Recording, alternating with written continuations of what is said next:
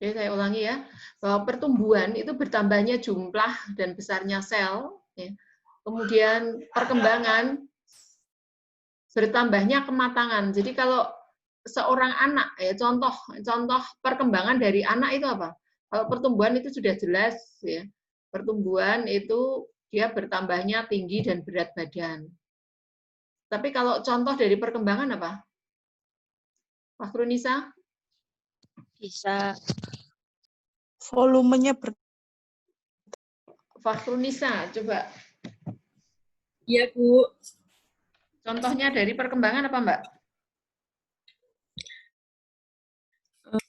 Bayi bisa tengkurap, Iya. Jadi bisa tengkurap, terus apa lagi? bisa rambatan, belajar berjalan. Belajar berjalan.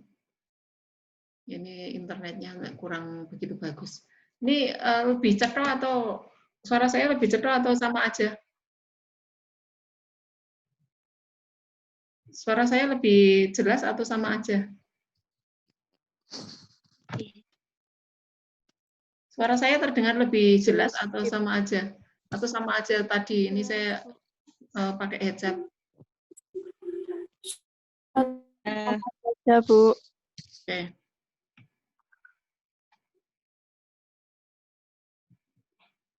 Ya. Jadi perkembangan ya dari periode pranatal. Pranatal itu dari konsepsi sampai dengan lahir. Terus kemudian ada periode yang dinamakan periode germinal, itu dari konsepsi sampai dengan 2 minggu. Ada periode embrionik ya, dari 2 minggu sampai dengan 8 minggu. Dan ada periode fetal, yaitu 8 sampai dengan 40 minggu. Kemudian ada periode infan. Jadi kalau tadi periode prenatal itu dibagi menjadi konsepsi, germinal, embrionik, dan fetal. Sedangkan periode infan itu dibagi dari lahir, neonatal, dan infan itu sendiri. Ya. Dari lahir itu dihitung sampai dengan kurang lebih 1,5 tahun, yaitu 12 sampai dengan 18 bulan. Sedangkan neonatal itu dari lahir sampai dengan 28 hari. Sedangkan infan itu sampai dengan 1 bulan. Jadi kalau ada pertanyaan, ya, yang apa bedanya antara infan dan neonatal? Anda harus tahu. Ya. Padahal itu hampir sama ya, neonatal sama infan. 28 hari itu juga 1 bulan. Ya. Infan itu sendiri juga 1 bulan. Ya, jadi infan sama neonatal itu hampir sama. Cuman infan itu lebih banyak dipakai untuk istilah awam, ya, infan. Sedangkan neonatal itu lebih ke arah apa ya? Sama seperti kalau perhitungan haid itu 28 hari, tetapi orang menghitung 28 hari itu sama dengan 1 bulan kayak gitu. Sedangkan periode yang lain yaitu periode early childhood, yaitu usia 1 sampai dengan 6 tahun. Sedangkan 1 sampai 6 tahun ini dibagi menjadi periode toddler. Toddler itu usia 1 sampai dengan 3 tahun. Anak toddler ini biasanya anak lagi cerdas-cerdasnya, didikan, kemudian dia juga lagi masa aktif-aktifnya. Kemudian ada masa preschool, ya. Jadi sebelum sekolah, atau disebut juga PAUD, ya. PAUD TK itu masuk preschool usia 3 sampai dengan 6 tahun. Kemudian ada periode middle childhood, yaitu 6 sampai dengan 12 tahun. Ya, kemudian later childhood 11 sampai dengan 19 tahun. Prepubertal ya 10 sampai dengan 13 tahun, kan adolescent yaitu dewasa 13 sampai dengan 18 tahun, remaja ya. Remaja.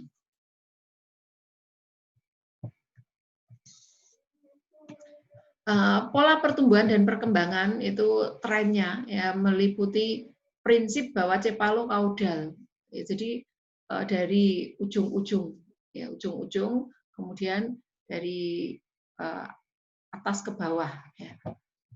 Kemudian dari arah kepala ke kaki, jadi cepalokaudal dari kepala, kaki. Jadi biasanya anak kecil itu, bayi, karena Anda lihat itu biasanya nanti sirahnya gede dulu. Ya. Gede, habis itu kakinya kelihatan pendek-pendek gitu ya. Tapi habis itu nanti pertumbuhannya itu kakinya yang panjang. Kalau Anda pakai istilah anatomi, bahasa anatomi, itu panjang tangan Anda itu sama dengan panjang kaki Anda. Kalau nggak percaya coba nanti diukur ya, kalau kacek-kacek OCD ya. Jadi kalau didaplangke lurus gitu ya, daplangke lurus antara tangan kanan ke tangan kiri diukur, ya, itu kurang lebih sama dengan tingginya badan Anda. Ya, kurang lebihnya begitu. Nah, yang dianggap sebagai cepalokaudal ini misalkan ya, jadi perkembangan anak itu dimulai dari kepala ke kaki. Jadi dia belajar bagaimana dia mengangkat kepala. Mengangkat kepala, habis mengangkat kepala kemudian baru mengangkat dada. Setelah mengangkat dada, kemudian dia baru menggerakkan kaki atau menggerakkan ekstremitas. Ya, menggerakkan ekstremitas. Setelah itu baru perkembangan proximodistal, ya. Jadi dari dekat, ya, menggerakkan anggota badan yang paling dekat dengan pusat, dengan badan dulu, baru kemudian yang jauh dari pusat. Jadi misalkan anak belajar tadi mengangkat dada, ya mengangkat dada, dia belajar bagaimana dia mempertahankan badannya ini dengan menopang tangannya, tetapi kekuatannya bukan pada jari-jari atau telapak tangan, tapi lebih kepada bahu. Bahu dulu, setelah bahu baru kemudian dia belajar neplek-plek ya, dengan tangan berada di atas kasur atau di atas tempat tidur gitu ya.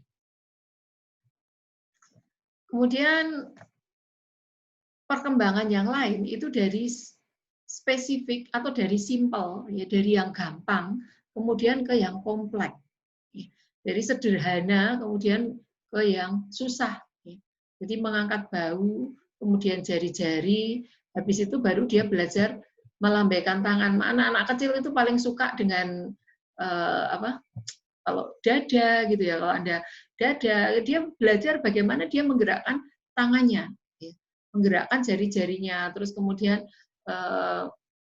kisbe gitu ya, itu buat dia itu adalah gerakan-gerakan yang kompleks buat anak. Buat Anda gampang aja ya, dada tinggal gini. Tapi anak belajar menggerakkan bahu, menggerakkan jari, juga menggerakkan anggota gerak bagian atas ya, seluruh tangannya, dan itu bagi anak sulit ya. Dan itu perlu latihan. Dan di sini ada sequential trend, yaitu tumbuh kembang itu bisa diprediksi. Secara prediksi dalam arti apa? Sudah cetok ya bahwa anak usia sekian dia harus bisa merangkak, usia sekian dia harus sudah bisa jalan, usia sekian ya. Anak usia 12 bulan itu dia harus sudah bisa jalan. Usia 6 bulan dia harus mampu mengangkat kepala dan dadanya ya. Usia 3 bulan dia harus sudah bisa miring ya. 4 bulan ya. Ya udah ya paling enggak dia sudah bisa belajar mengkurap ya. Itu sudah bisa diprediksi. Sehingga kalau ada anak belum mampu mencapai tahapan-tahapan tersebut, itu bisa dikatakan sebagai keterlambatan perkembangan ya, perlambatan perkembangan.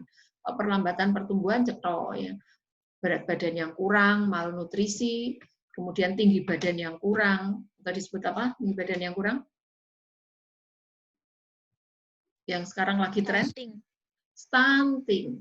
Ada malnutrisi dan ada stunting. Itu kalau pertumbuhan. Jadi kalau perkembangan, tapi di sini kita akan lebih banyak belajar tentang perkembangan, ya, perkembangan. Jadi semua anak itu harus melalui tahapan-tahapan tadi sehingga bisa dikatakan sebagai anak yang normal. Kalau pada fase tersebut dia tidak mampu mencapai, bisa dikatakan bahwa dia mengalami hambatan. Nah, biasanya perkembangan ini itu akan mudah istilahnya apa ya?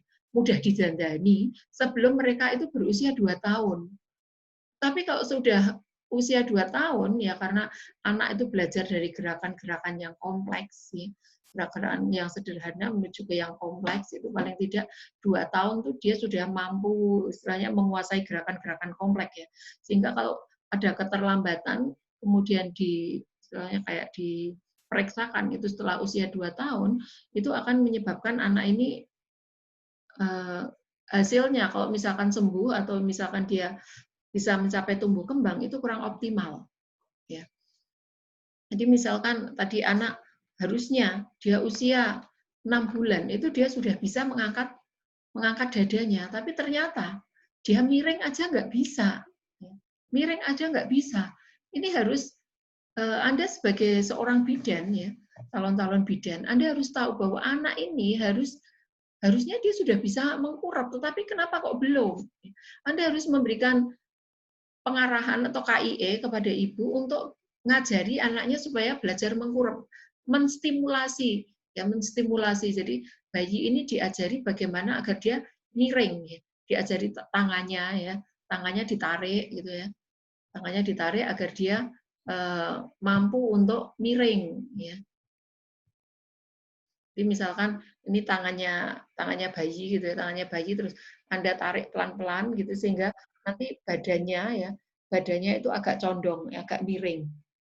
Itu dilakukan terus-menerus supaya apa? Supaya anak mempunyai kemampuan gerak. Kemampuan gerak. Nanti setelah dia bisa miring-miring ya, diajari tengkurap ya. Kalau tengkurap dia sudah bisa, harusnya dia sudah mampu mengangkat dadanya, tetapi dia tidak bisa. Coba ditopang ya, topang dadanya gini, terus kemudian sambil kepalanya diangkat ya. Ternyata ngangkat kepala aja dia belum mampu. Baru dia tengkurap aja kepalanya udah diletakkan di tempat tidur. Di tempat tidur dia tidak mampu mengangkat padahal usianya udah 6 bulan. Ini harus diantisipasi. Ini kemungkinan ada keterlambatan pada perkembangan. Terlambatan perkembangan dan ini dengan coba distimulasi sendiri, tapi kemudian distimulasi kok tidak ada perkembangan, paling tidak secepatnya bisa dibawa ke klinik tumbuh kembang. Klinik tumbuh kembang. Sehingga bisa dipantau secara awal ya, bisa mungkin dengan stimulasi dengan pijatan, mengaktifkan saraf-saraf ya. Selain itu juga melatih gerakan-gerakan tadi dengan stimulasi atau juga dirangsang dengan vitamin yang mampu mengaktifkan saraf secara baik. Kemudian juga mungkin nutrisinya bisa diperbaiki sejak awal sehingga akhirnya dia mampu mengejar ketinggalan dari perkembangannya tadi. Anak harusnya dia sudah bisa berdiri, sudah bisa rambatan atau mungkin 12 bulan sampai dengan 14 bulan paling tidak anak ini harus sudah bisa jalan. Tetapi ternyata anak ini belum bisa jalan. Belum bisa jalan ya, mau tidak mau sebagai orang tua ya harus sering melatih anaknya untuk belajar jalan ya. Minimal berdiri dulu ya. Berdiri dalam jangka waktu lama, diberdirikan atau kemudian ditaruh di dekat meja biar anak ini pegangan ya. Untuk bisa melatih jalan, kalau anak ini sudah mulai bisa melangkah ya, Anda mungkin bisa kasih kursi plastik gitu ya, kemudian yang ada sandarannya, kemudian anak itu pegangan, kemudian biarkan dia mendorong gitu ya.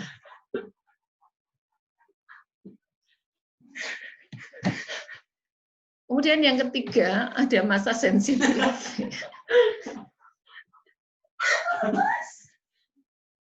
Ini mohon maaf sebelumnya.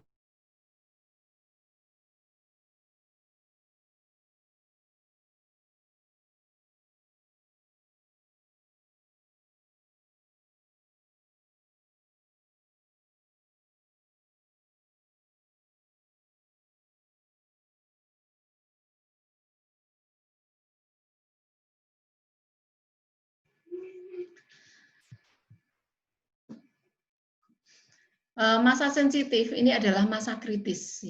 Masa kritis ini terutama adalah masa balita. Masa di mana apabila anak ini tidak dirangsang perkembangannya, maka itu tidak akan bisa digantikan pada masa berikutnya. Sehingga bisa dikatakan sebagai masa balita, itu masa tumbuh kembang emas. Tumbuh kembang emas. Jadi masa tumbuh kembang emas itu ibaratnya kayak pondasi rumah.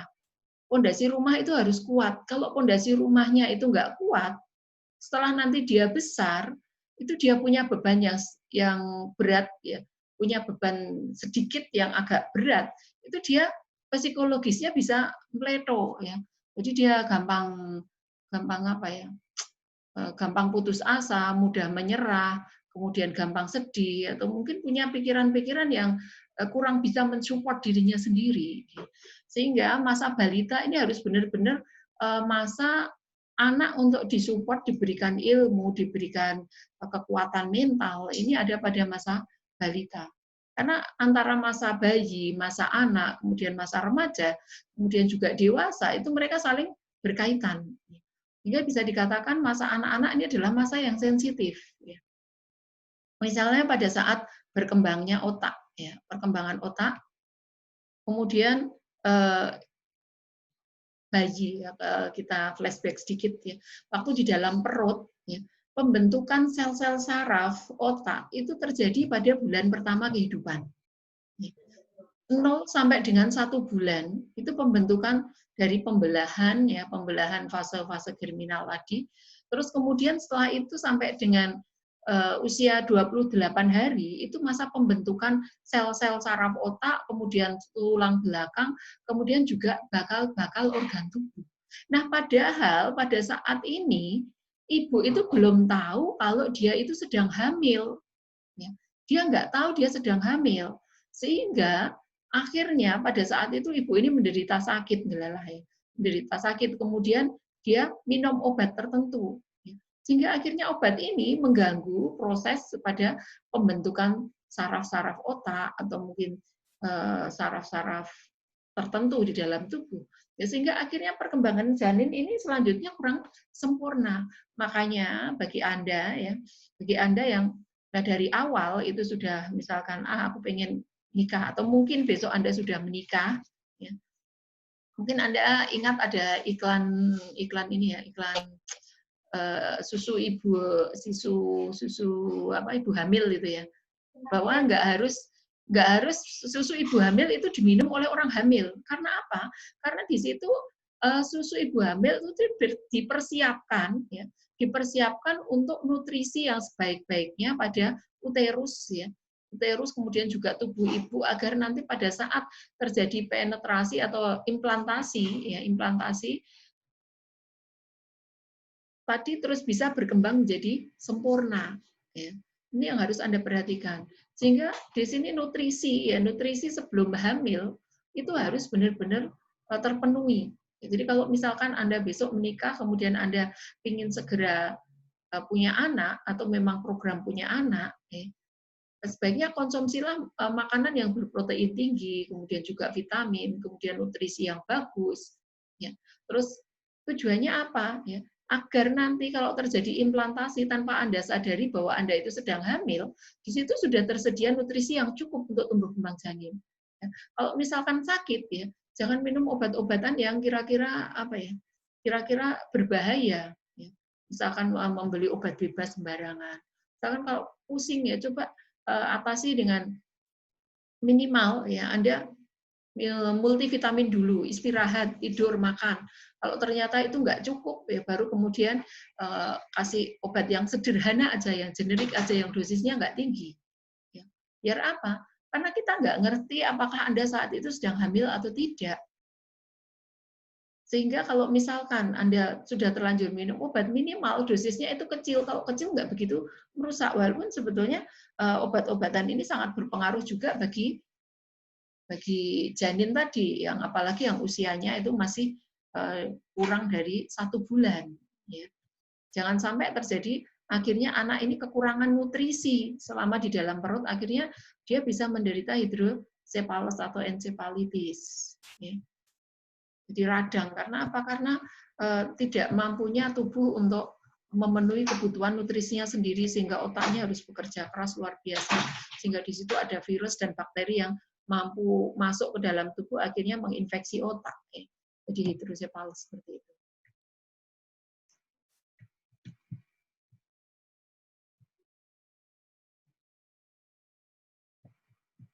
Kenapa nggak bisa bentar nih. Ini kursornya nggak mau hidup, udah. Kemudian ada yang disebut sebagai masa optimal. Masa optimal adalah masa untuk diberikan rangsangan secara optimal supaya bisa mencapai puncaknya. Ini masa mencapai puncaknya itu sampai dengan anak usia 3 tahun.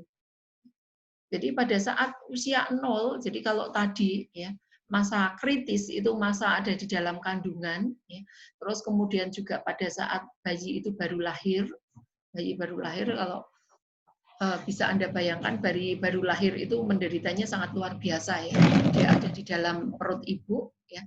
Terus kemudian di dalam perut itu halus, lembut ya. Begitu damai, tenang, ada airnya, ibu gerak ke sana ke sini itu dia mentul-mentul, tiba-tiba dia lahir ya. Dia lahir melewati panggul ya, dadanya dipres sampai paru-parunya, cairannya itu keluar ya. Keluar terus kemudian dia mengembang sampai di luar ya. Dia harus melewati panggul yang ngepres tadi itu juga luar biasa, dia harus menekan dengan kepalanya. Terus kemudian dia keluar, tiba-tiba paru-paru ini mengembang ya. Dari situ yang tekanannya itu rendah, langsung tekanan tinggi dari luar masuk ke paru-paru. Itu rasanya kalau Anda bisa bayangkan tuh kayak di apa ya, dada itu kayak ditamplok gitu ya. Ini menimbulkan rasa sakit yang luar biasa bagi bayi sehingga bayi ini akhirnya nangis. Padahal di situ dia harus diterima juga dengan istilahnya kayak kloso atau apa ya, perlak. Itu kayaknya bagi Anda udah halus ya, tetapi di perut ibu itu lebih halus lagi.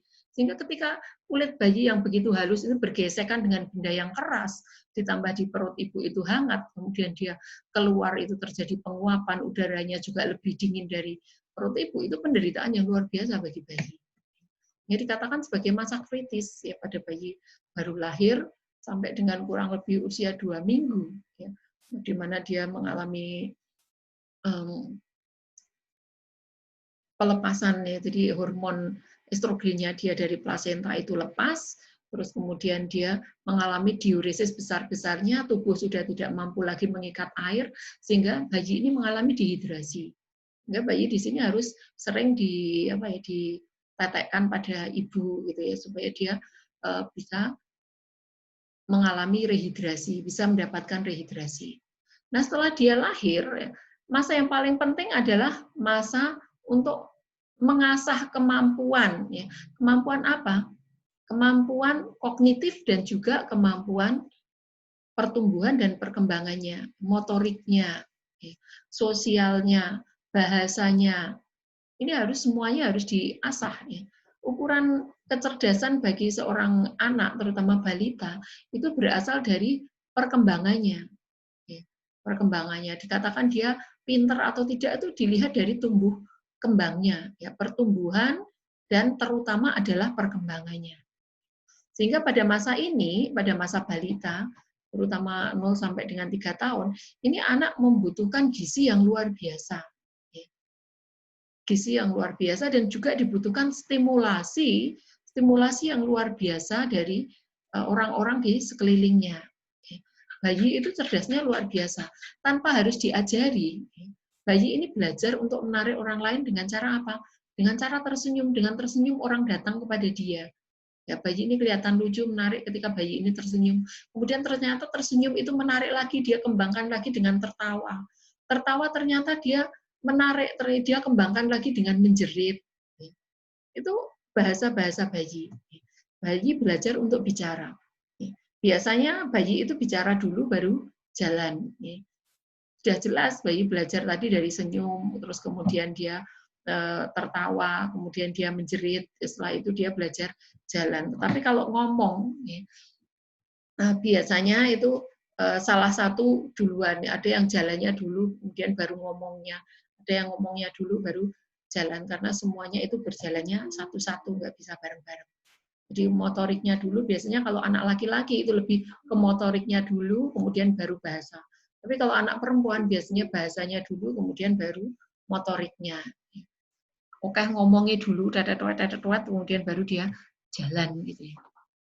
Kemudian pada masa balita ini masa perkembangan fungsi mental. Mentalitas anak ini masa agar anak ini dia kuat atau tahan banting. Jadi tidak cengeng, kemudian dia juga mempunyai mental yang lemah. Ya. Pada masa ini anak harus diberikan support, ya. Diberikan support supaya anak ini mampu mengembangkan kognitifnya dengan baik. Contohnya, ketika anak menangis, ya, anak menangis kemudian minta minum, bayi, ya bahasa bayi itu ketika dia nangis, ya ketika dia menginginkan sesuatu, itu semua bahasanya itu satu, yaitu nangis. Tapi kalau Anda lihat lebih jauh itu tangisan bayi itu macam-macam. Ada tangisan yang menandakan bahwa dia itu merengek, ada tangisan dia kesakitan, ya nangisnya itu kuajer, kenceng, nggak berhenti-berhenti, durasinya panjang, itu biasanya kesakitan. Tapi kalau bayi itu dia agak istilahnya agak-agak kayak rewel, itu biasanya ngantuk. Ngantuk. Terus kemudian kalau bayi ini dia lapar, ya biasanya dia nangis, ya. Tetapi ketika ada benda yang mendekat, dia menunjukkan rasa seperti rasa senang, ya. Rasa senang kayak pengen diemplok gitu ya. Jadi sebetulnya tangisan bayi itu macam-macam. Sebetulnya ada videonya juga sih, cuman belum ini ya, belum bisa di-share saat ini, waktunya terbatas. Ya. Jadi it ini alam bawah sadar. Ketika bayi itu membutuhkan makan atau minum, ya, misalkan makan atau minum, terus kemudian dia menangis. Egonya dia, rasionalnya dia, itu dia nggak peduli, ya dia nangis nggak peduli lingkungannya itu seperti apa. Yang penting ya aku bisa dapat minum, aku bisa dapat makan gitu ya. Tetapi ketika dia sudah tambah gede, ya ketika dia merengek, ya dia belajar bagaimana dia rasa malu, tuh malu makan di tempat kayak gini, ya dia super egonya sudah mulai berkembang, dia mulai memikirkan lingkungan. Sehingga Anda bisa melihat kontrol diri Anda, kira-kira Anda saat ini lebih banyak memikirkan lingkungan Anda, atau bisa memikirkan lingkungan Anda, ataukah hanya rasionalmu saja, aku pinginnya kayak gini, kurang peduli, nggak peduli orang suka atau enggak, pokoknya aku yang penting kudu keturutan. Itu Anda lebih banyak mengeksplor ego Anda. Ya. Kemudian Anda lebih Anda harus lebih belajar untuk bisa peka kepada lingkungan, bahwa kalau lingkungan seperti ini aku harus berbuat seperti itu. Misalkan ya, makan lah, misalkan sing gampang aja. Anda lagi makan, ada kiri kanan, entah dia mau atau enggak mau, paling tidak Anda mempunyai etika untuk nawari. Memikirkan lingkungan, rakyat laku itu jaluk tenan aku rauman, Bu.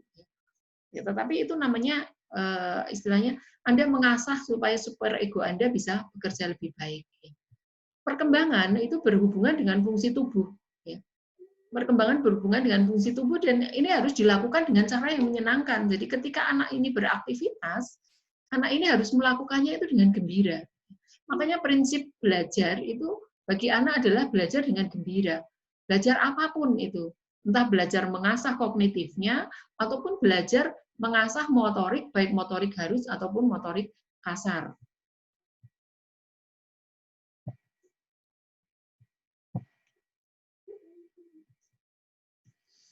Nah, ini fase oral. Ya, fase oral itu fase anak kurang lebih. Jadi ini teori Freud, ya. Teori Freud dia membagi menjadi fase oral. Ya, fase oral itu 0 sampai dengan 1 tahun, di mana kepuasan anak itu semuanya berada di dalam mulut. Ya. Anak suka memasukkan semuanya ke dalam mulut, dan itu menimbulkan rasa puas. Sehingga pada masa ini, konteksnya tadi anak adalah gembira, ya, puas. Sehingga pada masa ini, anak tidak boleh cedera mulutnya. Cedera mulutnya. Apalagi kalau misalkan anak sakit, terus kemudian dia minum obat, terus kemudian dia harus istilahnya diculek-culek kayak gitu, ini akan menimbulkan trauma.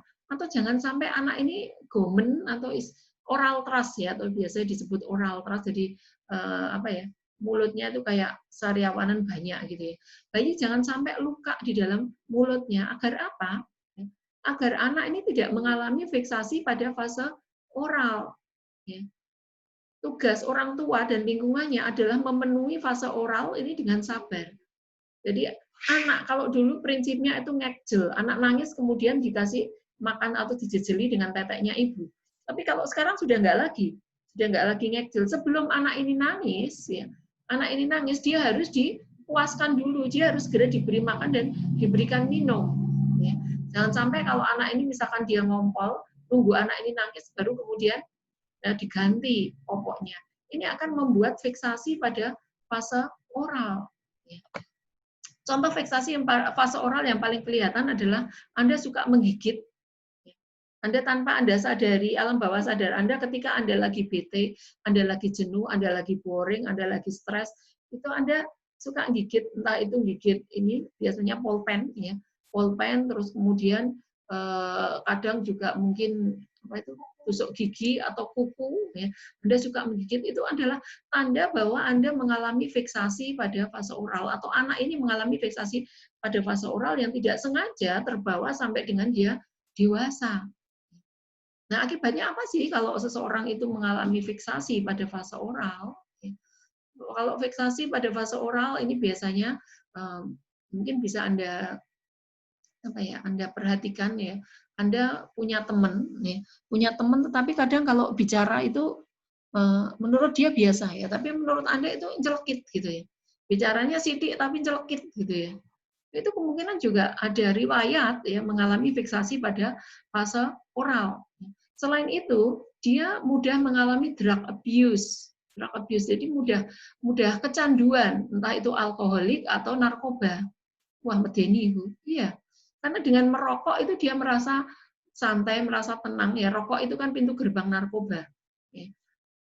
Jadi ada orang yang kalau dia di treatment ya, satu orang ini bisa berhenti merokok ya, orang dewasa dia bisa berhenti merokok total, tetapi ada orang yang setelah di treatment dia berhenti, habis itu dia balik lagi merokok lagi. Karena apa? Karena yang di treatment ini tadi dia merokok lagi, dia mengalami riwayat fiksasi pada fase oral, sedangkan yang ini tadi dia tidak mengalami fiksasi fase oral, sehingga pada saat dia merokok di treatment dia sembuh, dia baik, dia sudah nggak punya keinginan merokok lagi. Karena dia rasionya jalan bahwa rokok itu nggak sehat, ya, mengganggu kesehatan, nggak ada keuntungannya, nggak ada nikmatnya juga. Tetapi bagi orang yang mengalami trauma atau fiksasi pada fase oral, bahwa dia kehilangan rasa kenikmatan di mulut. Sehingga akhirnya, ya ini tadi, dia mudah mengalami kecanduan, terutama drug obat, ya, obat-obatan. Jadi kalau apa-apa sedikit-sedikit ngombe obat ya. Atau tadi Anda mempunyai kebiasaan tadi gigit-gigit. Kalau udah terlanjur kayak gitu gimana, Bu? Namanya ini pondasi ya, pondasi yang sudah terjadi lama banget. Nggak mungkin itu bisa dipugar, pondasi itu dipugar itu nggak mungkin. Bisanya itu apa? Disuntik ya. Kalau sekarang upaya pondasinya itu kuat, itu ada suntikan, jadi pondasi itu disuntik semen gitu ya, disuntik semen. Ini juga sama ya. Alam bawah sadar Anda itu yang harus ditreatment. Ya, alam bawah sadar Anda bahwa ini tadi kalau tidak itu tadi fase oral itu kalau stres ya sukanya makan apa ya, nggak pengen makan tetapi apa-apa itu dimakan. Perutnya kenyang tetapi dia mampu memasukkan makanan apapun ke dalam mulutnya. Apalagi kalau dia sedang suasana hatinya nggak bagus, dia lagi nggak tenang gitu ya. Terus ya makan itu bukan karena butuh, tetapi karena aku ingin.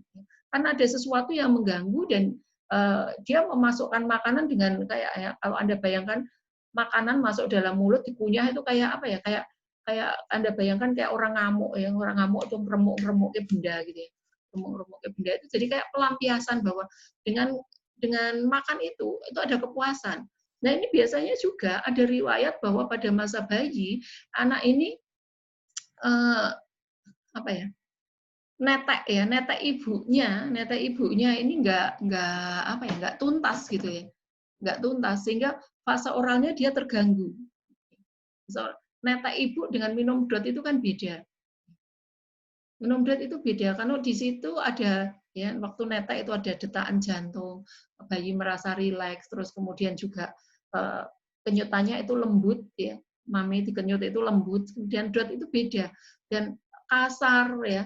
Kasar kemudian keras, ini juga secara nggak sadar itu memberikan rasa trauma ya, trauma pada bayi, sehingga ya kemarin ya Anda sudah mendapatkan pelajaran bahwa ASI eksklusif.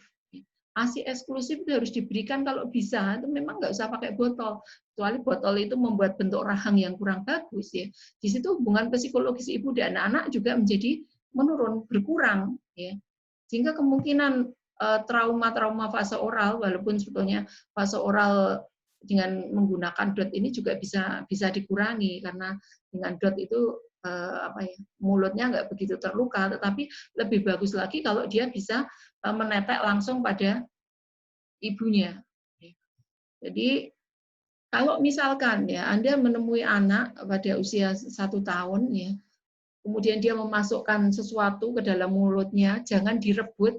Ya. Sorry ini ya agak problem juga internetnya. Share screen-nya hilang lagi.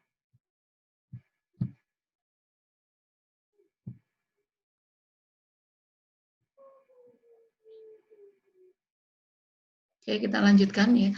Jadi tadi pada fase oral itu biasakan memenuhi kebutuhan anak tanpa harus menyakiti mulut. Jadi kalau anak misalkan tadi memasukkan makanan pada mulut, sedangkan Anda menganggap itu berbahaya, misalkan kerikil gitu ya, jangan langsung diambil. Ya. Itu kan bahaya Bu, bisa ketelen. Ya. Alihkan perhatian anak ya. Alihkan perhatian anak, terus kemudian buat anak ini membuka mulutnya, setelah dia membuka mulutnya kemudian ambil. Jadi jangan dipaksa kemudian sampai membuat anak ini nangis. Karena ini akan memudahkan anak untuk mengalami rasa cemas. Anak ini mudah cemas, mudah grogi, mudah takut, kemudian mudah bingung. Dan ini dasarnya dari fase oral. Ya. Bahkan kecemasan anak yang berlebihan, ya karena adanya fiksasi dari fase oral, ini bisa memicu terjadinya schizofren. Walaupun semua orang itu mempunyai bakat schizofren, tapi schizofrenia ini bisa menjadi meningkat seandainya terjadi fiksasi pada fase oral. Jadi kalau Anda yang mempunyai fiksasi pada fase oral, coba kebiasaan minimal kebiasaan Anda untuk menggigit sesuatu ini mulai dikurangi. Ya. Usahakan juga ya fiksasi itu sedikit-sedikit, walaupun sekarang udah sebetulnya ya bukan terlambat sekali, tetapi dihilangkan juga nggak bisa. Tetapi Anda bisa meminimalis fase fiksasi oral itu agar tidak berkelanjutan sampai dengan Anda tua.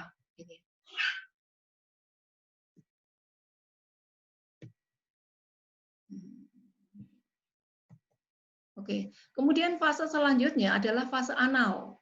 Fase anal ini kurang lebih usia 1 sampai 3 tahun. Adinda, Aufa, Selina, ini kenapa kameranya nggak dihidupin?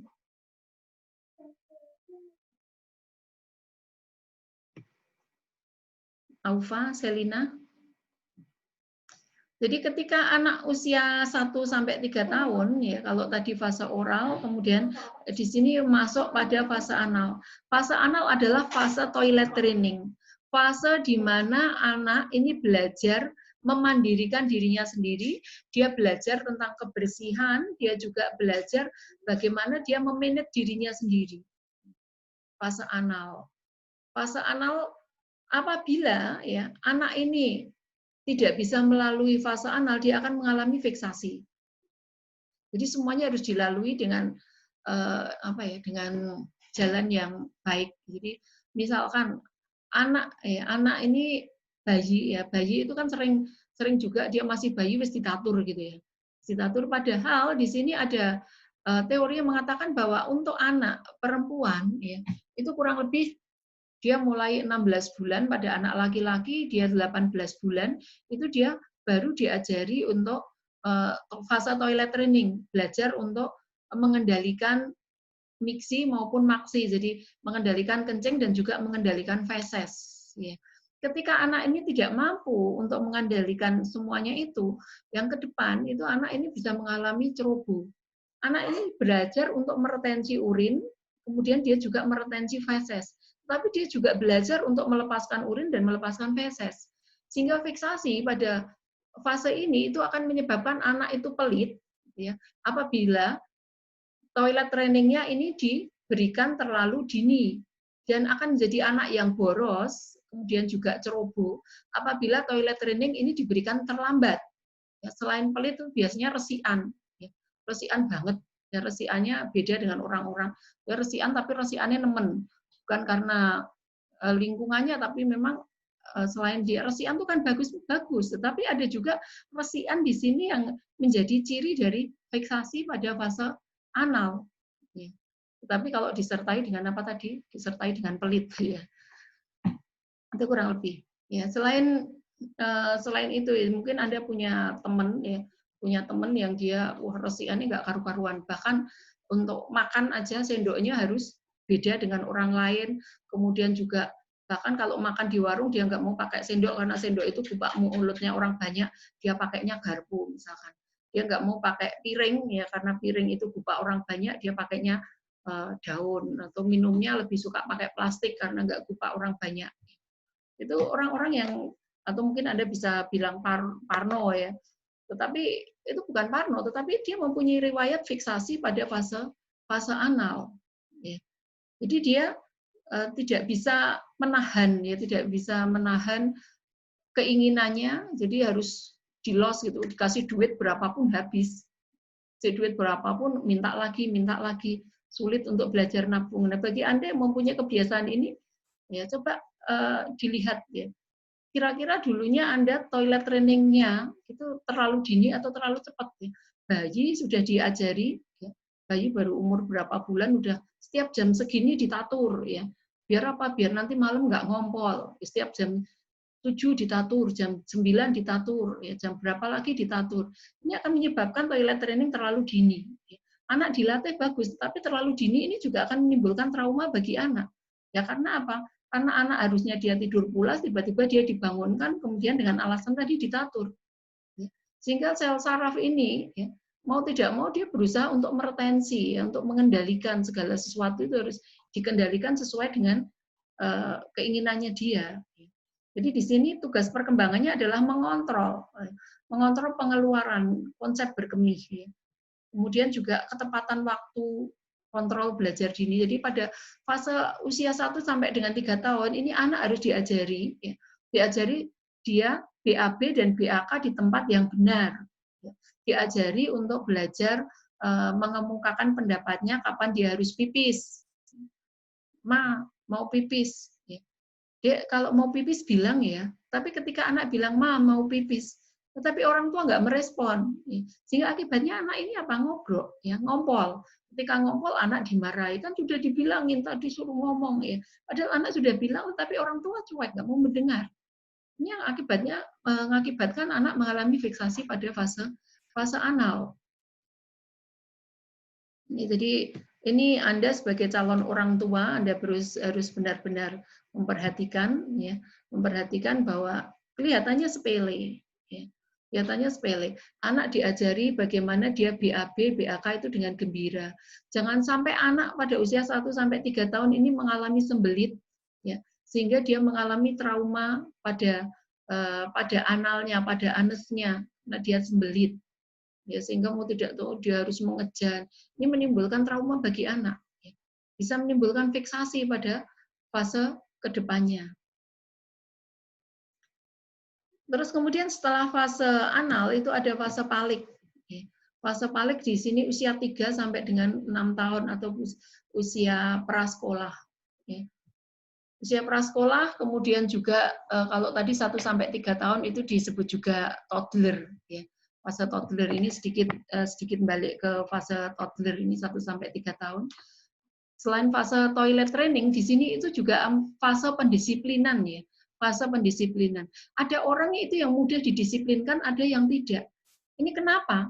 Ya. Kalau diberikan tugas dia selalu selesai pada saat dia diminta datang itu dia selalu on time, tetapi ada orang yang sukanya ngaret ya. Apa-apa mengko dhisik, terus kemudian banyak janji, tapi dia molor waktunya. Ya ini juga bisa disebabkan karena fiksasi fase anal, bisa juga karena fase toilet training-nya tadi berhubungan dengan masa pendisiplinan terhadap dirinya sendiri. Dia nggak disiplin. Anak disiplin atau tidak, ya, berhasilnya atau tidaknya itu tergantung dari usia 1 sampai dengan 3 tahun ini. Jadi anak pada usia ini harus diajari bagaimana dia mengembalikan barang ke tempatnya, diajari disiplin lah intinya di situ. Selain fase anal di sini juga masa pendisiplinan, ya, meletakkan sesuatu di tempatnya. Habis ini kemudian anak biasanya suka bantu-bantu, kemudian diajari bagaimana merapikan, bagaimana memotong yang rapi. Ya. Ini anak dieksplor di sini. Dia belajar untuk bagaimana dia bisa mencerdaskan dirinya sendiri dengan cara apa mandiri. Biasanya anak usia segini dia apa-apa makan gitu ya, disuapi dia nggak mau, aku sendiri gitu, dia pegang sendok sendiri, makan sendiri, padahal makanannya ecer-ecer. Biarkan dia belajar untuk mandiri. Anak yang terbiasa dibantu pada usia 1 sampai dengan 3 tahun, ini dijamin ke depan dia akan apa-apa minta tolong ke orang lain. Dia apa-apa minta bantuan orang lain, dia tidak bisa mandiri, dia tidak bisa mampu menyelesaikan tugas-tugasnya dengan baik, apa-apa belangko wedi nek salah piye. Dia kurang bisa apa ya, kurang bisa mempunyai sifat pemberani, ya, pemberani. Karena ini dasarnya adalah dari tadi pendisiplinan pada usia 1 sampai 3 tahun, sehingga untuk tumbuh kembang ini luar biasa banget ya, untuk anak-anak ya. Jadi untuk proses kedepannya, Anda ini bisa lihat dari diri Anda sendiri. Wah, ternyata aku kok suka gigit-gigit kuku, fiksasi fase oral. Nah, ternyata aku orangnya nggak disiplin. Itu terjadi fiksasi fase anal. Kemudian juga pendisiplinnya, ternyata aku juga orangnya kurang disiplin. Mudah ngomong, mudah janji, tapi ternyata ya janjinya ngaret. Ini pendisiplinan, bukan hanya masalah lingkungan saja ya yang mempengaruhi, tetapi juga faktor internal psikologis Anda secara tidak disadari mengalami fiksasi. Jadi di sini pada usia 1 sampai 3 tahun anak diajari untuk mengontrol, ya. Mengontrol diri, termasuk juga di sini anak berada pada fase tantrum. Ya. Fase tantrum, fase toilet training, fase tantrum, fase anal. Ini nyampur pada anak usia toddler. Ya. Pada masa ini tantrum itu anak ngamuk, ya, sukanya ngamuk. Apa-apa itu sukanya egonya dia yang main. Nah, apabila ini dibiarkan, itu nanti juga akan berpengaruh sampai dengan dia gede. Ya apa-apa kudu dituruti, nek ora dituruti dia ngamuk, dia marah. Jadi anak ini diajari pada usia 1 sampai 3 tahun bagaimana dia belajar untuk mengenali emosinya dia sendiri. Anak diajari untuk ngalah, tetapi dia juga diajari juga untuk menang. Dalam arti misalkan gini, misalkan anak ini suka bermain sama temennya, tapi anak ini selalu diajari untuk ngalah, ya, ngalah sama temennya. Ini juga nggak baik. Ya, dia memang harus ngalah, tetapi dia juga harus menang. Dalam arti apa? Misalkan anak ini punya mainan, kemudian mainannya suka dipinjam sama temennya. Anda juga harus bisa memberitahu ke temennya bahwa oke, dipinjemi ya, tapi nanti ya setelah ya misalkan setelah nanti ini di angka segini nanti dikasihkan lagi sama Mbak Vira misalkan ya. Ada perjanjian seperti itu sehingga anak ini tidak belajar untuk rendah diri, untuk belajar bahwa dia harus selalu dikalahkan. Tetapi anak ini juga belajar empati ke orang lain, terus dia juga belajar, dia juga bisa istilahnya apa ya, kalau kehidupan ke depan itu kan penuh persaingan ya. Dia di situ juga belajar bersaing dengan cara yang baik. Jadi kematangan psikologis anak pada masa ini itu luar biasa pengaruhnya. Padahal ini adalah masa yang paling sulit bagi orang tua. Karena apa? Karena anak ini nguayale nggak karu-karuan. Opo-opo ngamuk, opo-opo nangis, opo-opo kudu keturutan. Dan ini membuat orang tua jengkel. Jadi ini dibutuhkan apa ya, kesabaran yang luar biasa bagi orang tua supaya anak tidak mengalami trauma dan tidak mengalami fiksasi. Ya. Agar anaknya ini besok kelak bisa mandiri dan juga kelak dia juga mampu istilahnya apa, mampu bersaing ya. Mampu bersaing, tidak penakut ya, dia mampu untuk apa ya, bisa mempunyai self control yang baik. Kemudian yang fase selanjutnya adalah fase palik. Fase palik usia 3 sampai 6 tahun. 3-6 tahun ini lebih ke arah kepada fase ini apa ya? Fase ke kelamin ya, jenis kelamin. Jadi untuk mengidentifikasi aku ini perempuan, aku ini laki-laki. Jadi pada fase ini anak laki-laki itu harus didekatkan dengan ibunya, ya. Otomatis itu anak perempuan itu harus didekatkan dengan ayahnya. Jadi untuk mengenali identifikasi gender, identifikasi seksual dengan jenis kelamin yang berbeda.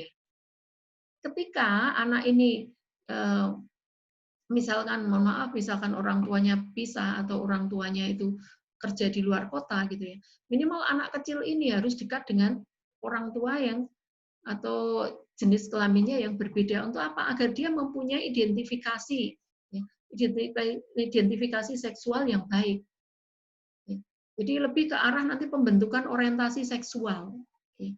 Biasanya anak pada fase palik di sini dia suka bermain dengan kelaminnya juga. Kalau tadi anak pada fase toddler 1 sampai 3 tahun dia sukanya bleding ya. Dia suka bleding itu dalam arti apa? Suka main air. Terus kemudian kalau dikasih baju suka dilepas. Kalau sudah kungkum di air udah nggak mau mentas ya. Nggak mau mentas, nggak mau keluar, sukanya mandi tiba-tiba jam berapapun dia datang ke kamar mandi, kemudian dia mandi itu pada fase anal, ya, fase toilet training, fase tantrum, kemudian di sini masuk ke fase palik, ya, fase palik dia belajar bagaimana dia mengenali aku ini laki-laki dan aku perempuan. Sehingga pada masa ini anak harus diajari bagaimana laki-laki itu kayak apa, diajari dengan pekerjaan laki-laki, permainan laki-laki. Anak perempuan juga sama, ya. Berdandan seperti perempuan. Anak usia 3-6 tahun biasanya dia mulai kemayu, dia mulai belajar pakai lipstik, kemudian pakai sepatu hak tinggi, sepatu orang tuanya itu mulai dipakai, terus kemudian baju-baju punyanya orang-orang yang gede itu dipakein semua, itu ada pada fase palik. Di sini penting sekali untuk mengenali bahwa aku ini perempuan akan apa ya. Jadi mohon maaf, Anda mungkin mengenal istilah homoseksual, ya, homoseks. Homoseks itu bisa diidentifikasi atau bisa dilihat, dikenali ketika anak berada fase palik. Ketika dia anak laki-laki tetapi dia sukanya main boneka, nggak salah ya, karena mainan itu nggak punya jenis kelamin.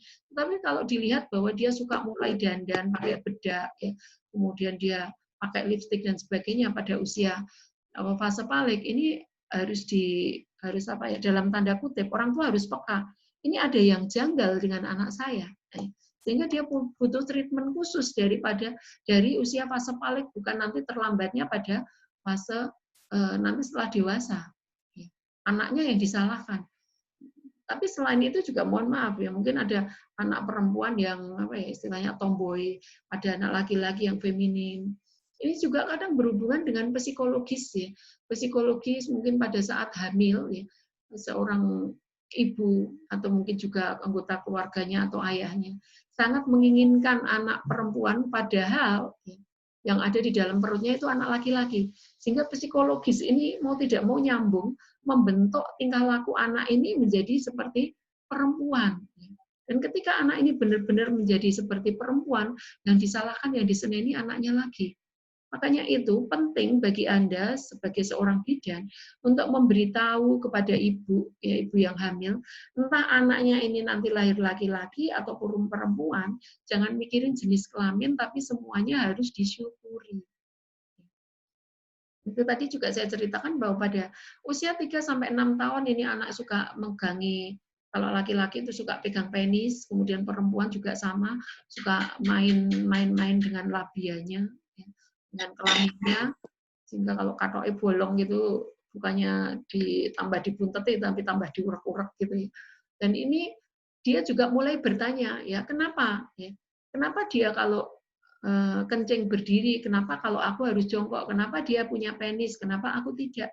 Anak ini belajar melihat bahwa ada sesuatu yang berbeda pada jenis kelaminnya, sehingga kadang aku pengen punya kayak dia, aku pengen pipis jongkok.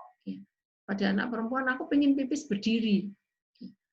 Jadi di sini ada fase yang namanya kecemburuan, ya, kecemburuan. Nah ini ya, orang ini mudah cemburu atau tidak, mudah iri atau tidak ke orang lain, ini dasarnya pada fase palik. Dasarnya pada fase palik dia mengalami fiksasi atau tidak. Nah, seringnya yang terjadi, dia punya barang bagus, Anda kemudian rasanya aku pengen duwe koyo ngono kuwi. Ini dasarnya adalah fiksasi pada fase palik. Rasa cemburu. Sehingga pada masa ini adalah yang perlu dikembangkan adalah dia puas dengan dirinya sendiri. Bahwa aku ini perempuan, aku harus berlaku seperti perempuan, dan aku harus bisa melakukan pekerjaan perempuan, dan aku harus bisa mencintai laki-laki. Ya, karena identifikasi seksual. Ya. Anda apakah ya manusia atau kita itu pernah mengalami fase yang dinamakan fase heteroseks, homoseks, dan biseks. Kapan kita pernah mengalami biseks? Biseks itu apa?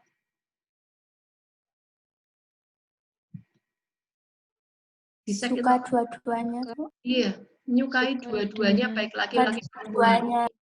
Oke, kalau homoseks? Laki-laki dan laki-laki. Iya, suka dengan jenis kelamin yang sama. Oke. Dengan jenis kelamin yang sama. Kalau heteroseks? Menyukai dengan jenis kelamin yang berbeda. Pada fase palik yang harus dikembangkan adalah fase heteroseks. Pada masa bayi, anak ini mengalami fase biseks. Ya. Entah itu dia diciumi, dipegang atau diulang-ulang, entah itu laki-laki atau perempuan, dia suka semuanya. Dia mencintai laki-laki perempuan tanpa membedakan mereka itu apakah laki-laki atau perempuan. Ya. Pada masa bayi ini anak mengalami fase biseks. Tetapi kemudian anak belajar menjadi fase homoseks. Fase homoseks pada masa anak-anak nanti anak akan belajar ya sebelum pada usia ini tadi usia 1 sampai 3 tahun itu biasanya dia suka berkumpul dengan jenis kelamin yang sama ya terutama pada fase mendekati sebelum fase palik ini 3 tahunan. Itu biasanya anak perempuan kumpul sama perempuan. Kalau ada anak laki-laki udah kamu sana. Tetapi pada masa dia belajar tadi mencintai menyayangi teman-temannya yang mempunyai jenis kelamin yang sama. Kemudian pada fase palik, ini biasanya anak belajar dia menyukai dengan jenis kelamin yang berbeda. Sehingga anak ini biasanya dia berkhayal, dia mulai mengenal aku duwe pacar, pacarku siapa, aku besok dolanannya manten-mantenan. Dia belajar bagaimana menikah itu seperti apa, dia belajar gendong bayi, gendong anak, kemudian laki-laki belajar bengkel, belajar dia bagaimana bertanggung jawab sebagai seorang laki-laki mencari nafkah, kemudian tarung, perang, tendang-tendangan, apapun dipukuli, kaleng-kaleng dipukuli. Ini adalah perkembangan pada fase palik. Anak mengidentifikasi dirinya sendiri dan dia harus puas dengan dirinya sendiri. Bahwa aku ini perempuan harus bisa mencintai laki-laki, sehingga dia harus didekatkan dengan jenis kelamin yang berbeda, yaitu ayahnya. Sedangkan pada fase ini, anak laki-laki harus didekatkan dengan orang tua yang jenis kelamin yang berbeda. Agar apa? Agar dia mempunyai identifikasi seksual yang heteroseks. Ini kurang lebih ya pada fase palik ini ada yang dinamakan elektra kompleks. Ya. Elektra kompleks dari anak ini cemburu. Ya. Cemburu ketika orang tuanya itu didekati oleh ayahnya. Kompleks elektra, Oedipus kompleks, ada Oedipus kompleks dan kompleks elektra. Di mana anak laki-laki ini bisa mencintai ibunya, kemudian anak perempuan ini bisa mencintai ayahnya, orang tuanya sekandung, orang tua kandungnya. Dan ketika orang tuanya ini diganggu oleh orang tuanya yang lain, orang tuanya dipukuli, nggak boleh dekat sama mama, nggak boleh dekat sama papa. Ini ada pada fase palik. Jadi penting sekali untuk istilahnya mengenalkan identifikasi seksual, menjelaskan kepada anak pada fase palik ini belajar tentang pendidikan seks. Ya. Pada masa ini anak diajarkan ada bagian-bagian tubuh tertentu yang memang tidak boleh dipegang oleh orang lain, hanya dia sendiri. Misalkan anak perempuan, ya. Anak perempuan ini diajari bahwa pantat, kemudian dada, terus kemudian kelamin, kemudian juga bibir, itu adalah bagian yang tidak boleh disentuh oleh orang lain. Bahwa dia sendiri yang harus menyentuh bagian-bagian tersebut. Itu juga anak laki-laki diajari bahwa dia tidak boleh memegang bagian-bagian tersebut walaupun itu temannya dia masih kecil. Dia diajari tentang pendidikan seks. Diajari juga dengan rasa malu. Ya. Rasa malu bahwa kalau dari kamar mandi itu harus pakai handuk. Ganti itu harus di dalam kamar atau di kamar mandi. Di sini anak diajari rasa malu. Itu dasarnya dari apa? Dari fase palik. Dari fase masa anak-anak ini. Dia belajar tentang pendidikan seks. Itu sejak awal banget ya, ditanamkan dari kecil. Nah, setelah fase palik di sini nanti akan masuk ke fase laten. Fase laten itu fase anak sekolah. Di sini dia lebih konsentrasi, ya konsentrasi kepada pendidikan, mengasah kemampuan kognitifnya, kemudian dia juga biasanya agresif, impulsif, tapi dia belajar untuk mengontrol dirinya sendiri. Intinya pada fase laten di sini anak lebih mengarah kecerdasan intelijensinya, intelektualnya, kemudian juga perkembangan sosial. Ini masih berhubungan dengan tadi fase palik ya. Pada fase ini anak juga mengalami fase ini tadi ya biseksi ya. Dia juga menyukai entah anak kelas 1 dia suka berteman entah itu laki-laki atau perempuan semuanya ditemani. Tetapi kemudian masuk lagi ke fase homoseks pada fase perkembangan selanjutnya. Anak perempuan ngumpulnya sama perempuan, laki-laki ngumpulnya sama laki-laki. Tapi ketika nanti dia sudah remaja, dia belajar tentang orientasi seksualnya yang heteroseks. Di mana anak perempuan dia mulai mencintai anak laki-laki dan anak laki-laki mulai mencintai anak perempuan. Dia mengembangkan orientasi seksualnya. Dan di sini ya mungkin Anda masih ada ingat ya ada cerita ya, dia punya sahabat ketika dia SMP ya, dia setiap kali seneng sama seseorang dia selalu ngalah sama pacarnya. Karena apa? Karena demi persahabatan, demi teman. Tapi nanti ketika dia setelah SMA kemudian lulus ya SMA, ketika dia sudah mulai meninggalkan fase remaja, dia masuk ke fase dewasa, dia akan tinggalkan sifat homoseksnya ini menjadi heteroseks. Sehingga dia tidak mau lagi ngalah sama temannya, sahabatnya. Aku sudah berkali-kali ngalah sama kamu dan sekarang waktunya aku ya untuk mengambil sikap. Karena apa? Karena fase homoseks ini udah kemudian berganti menjadi fase heteroseks. Kemudian pada fase heteroseks ya. Sorry, ini slide share-nya menghilang lagi. Share screen-nya.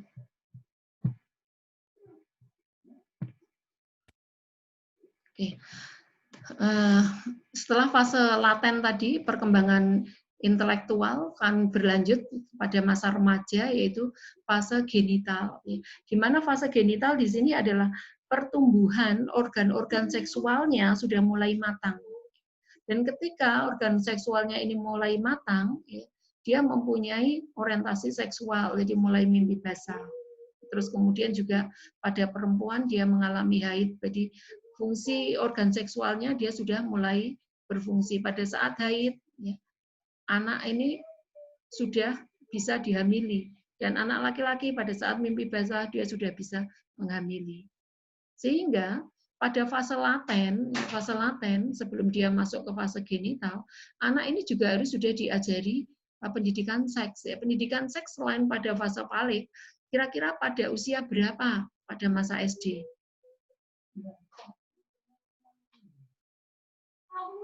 Kira-kira anak perempuan haid ya kurang lebih itu usia berapa? Halo, Anda ini perempuan atau siapa yang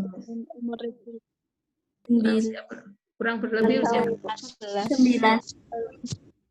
10-11 gitu Bu. Ya kurang lebih kelas 5, kelas 6 SD ya. Kelas 5 atau kelas 6 SD ada yang rata-rata sekarang dengan gizi yang bagus itu kelas 5 SD dia sudah mulai haid ya.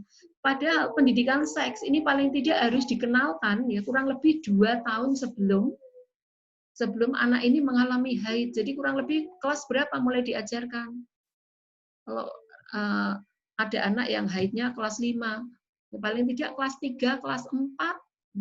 Kelas 3, kelas 4 ini anak harus sudah mulai diajari tentang pendidikan seks. Ya, pendidikan seks bagaimana mereka nanti kalau haid. Ya. Kalau haid itu ganti pembalutnya kapan? Setiap kali habis pipis, ya. Setiap kali habis pipis harus ganti celana dalam. Kalau nggak celana dalam, paling tidak dibersihkan pakai tisu agar kering sehingga tidak menimbulkan kelembaban dan akhirnya bertumbuhnya jamur. Ya, karena nanti dengan adanya rambut-rambut yang tumbuh, ini juga akan menyebabkan jamur dan bakteri juga berkembang biak di situ. Kemudian juga pada setiap kali dia habis pipis, ya, dia harus ganti pembalut. atau paling tidak setiap 3 jam atau 4 jam sekali ini pembalutnya harus diganti. Pembalutnya harus diganti. Jadi jangan pilih pembalut yang menyerap banyak. Ya harganya murah nggak apa-apa, tapi yang penting selalu ganti. Ini yang harus diajarkan kepada anak ya pada saat dia haid, bahwa dia harus mengerti bahwa dia sudah mampu untuk dihamili, sehingga dia harus berhati-hati dengan pergaulan dengan lawan jenisnya ya, termasuk tadi diingatkan kembali sejak dari kecil ada bagian-bagian tubuh tertentu yang memang tidak boleh disentuh dan hanya dia sendiri yang harus menyentuhnya ya sejak dari anak-anak. Nah ini pada fase genital laki-laki juga sama ya, bahwa dia besok akan mengalami mimpi basah. Kurang lebih 2 tahun sebelum dia mengalami mimpi basah, dia harus sudah mulai diajari tentang pendidikan seks ya, bahwa setelah mimpi basah ya dia akan mengalami kemampuan untuk menghamili orang lain dengan imajinasi seksualnya dia. Ini harus diajarkan kepada anak. Termasuk juga nanti pada usia 17 tahun, baik laki-laki 16-17 tahun, baik laki-laki ataupun perempuan, mereka itu akan berada di puncak libido. Puncak libido, sehingga kesentuh sedikit aja, ya mereka itu akan ya, istilahnya mudah terangsang gitu ya. Sehingga kehamilan remaja itu lebih banyak terjadi pada usia 17-18 tahun. Ya, sehingga pada masa pacaran pada usia 17 tahun ini, 16, 17, 18, ini harus benar-benar dengan pengendalian diri, dengan self-control diri yang luar biasa. Karena apa? Entah laki-laki atau perempuan, ini sama-sama libidonya gampang tersulut. Ya. Gampang tersulut, sehingga dia mudah melakukan apa ya tindakan seksual di luar pernikahan. Ya. Tanpa mereka sadari itu libidonya yang bekerja. Dan ini nggak bisa dihindari karena semua orang mengalami itu. Dan ini harus dijelaskan kepada anak-anak, terutama anak-anak remaja.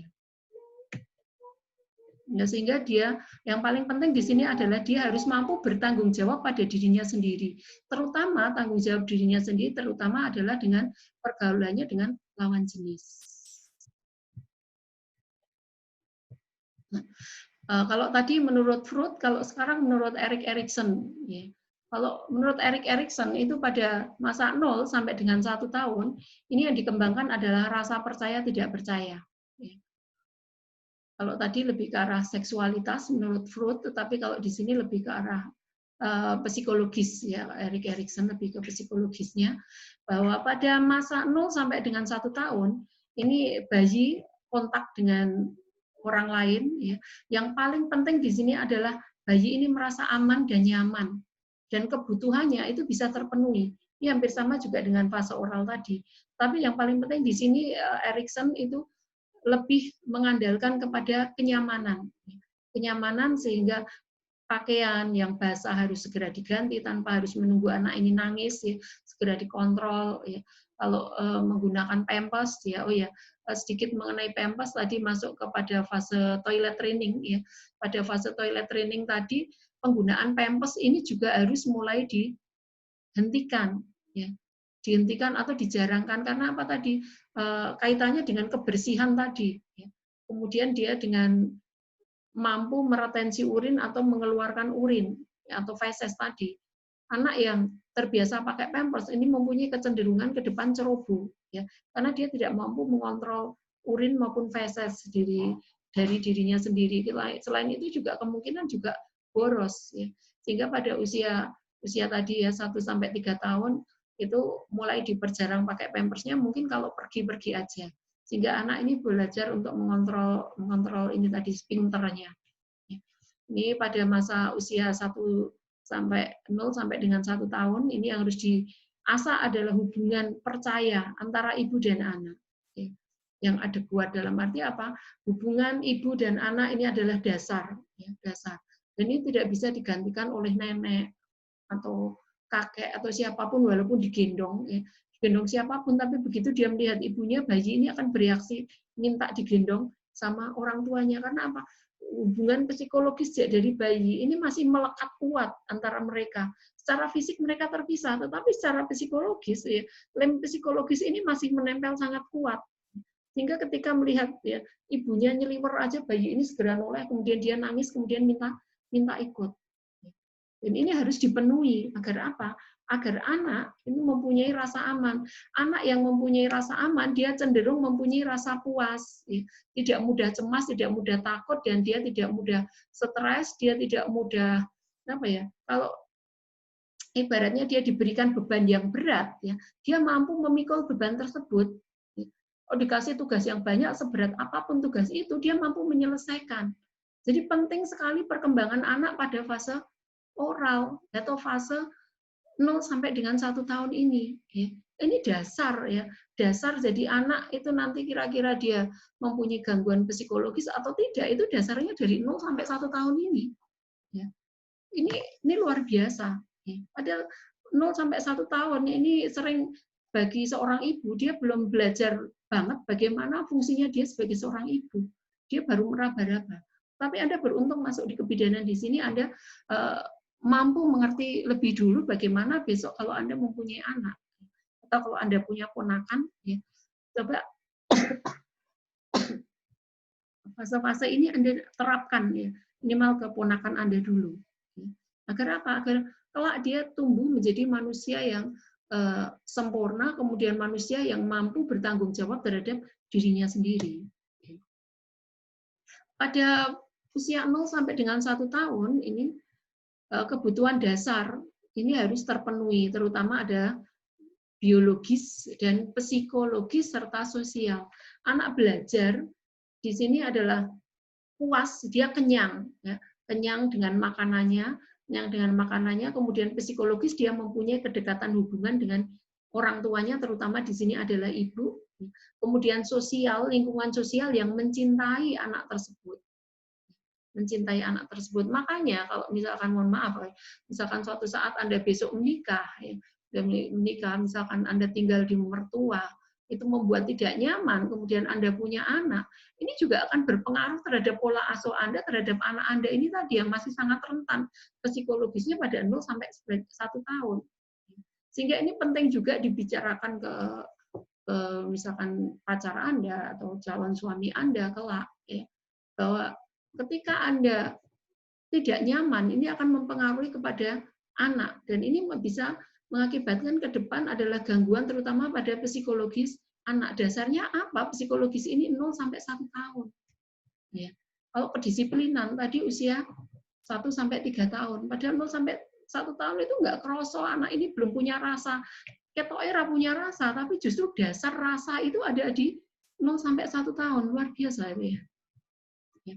Kemudian pada usia 1 sampai 3 tahun tadi, hampir fase anal atau fase palik, fase tantrum, kemudian fase toddler, ya, kemudian juga masa tantrumnya anak. Ini anak belajar bagaimana menggerakkan ya motoriknya, menggerakkan alat geraknya, kemudian dia mempunyai rasa percaya, terutama di sini adalah terhadap ibu.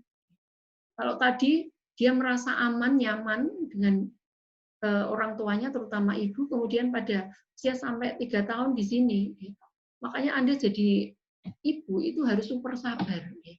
Harus belajar sabar, itu luar biasa. Karena apa? Dasar kesabaran Anda ini akan menentukan kelak anak Anda itu akan jadi seperti apa. Sehingga di sini Anda penting sekali untuk mengolah kepribadian Anda untuk menjadi orang yang sabar. Anda ya belajar menjadi orang yang tidak egois. Agar apa? Paling tidak besok ya masa depan anak-anak Anda terjamin.